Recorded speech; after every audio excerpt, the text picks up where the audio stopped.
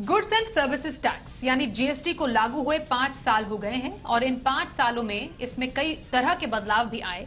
लेकिन क्या इन 5 सालों में वन नेशन वन टैक्स की अवधारणा को यह हासिल कर पाया है? इस रिपोर्ट से समझिए।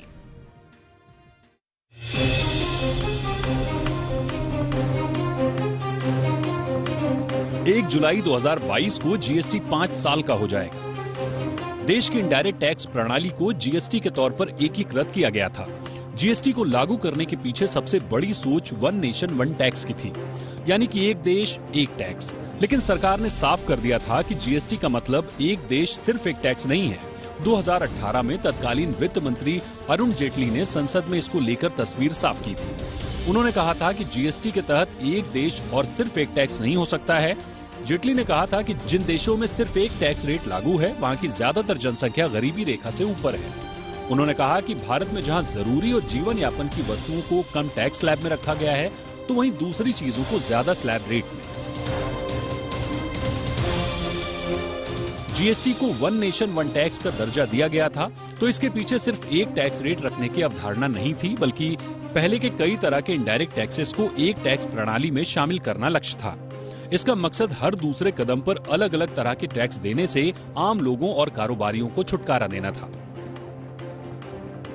5 साल के दौरान जीएसटी में काफी चीजें बदली हैं। जीएसटी लागू होने से आम आदमी को भी फायदा हुआ है।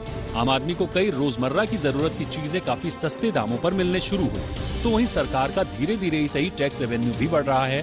ढेर सारे टैक्सेस के मुकाबले एक टैक्स व्यवस्था के तहत काम करने में छोटे दुकानदार से लेकर बड़ी कंपनियों तक को कारोबार करने में आसानी हुई है।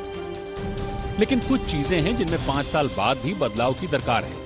इसमें टैक्स व्यवस्था को सरल बनाना भी शामिल है, क्योंकि आज भी जीएसटी फाइलिंग में अकाउंटेंट्स को कई तरह की दिक्कतों का सामना करना पड़ता है। भले ही सिर्फ एक टैक्स ना चाहिए हो, लेकिन जीएसटी स्लैब्स को 5 से कम करने की बात भी समय समय पर होती रही है। इसके अलावा पेट्रोल और डीजल को जीएसटी के तहत लेने की मांग भी शुरुआत से ही उठ रही है, लेकिन इस पर जीएसटी काउंसिल अभी तक कोई भी फैसला नहीं ले सकी है।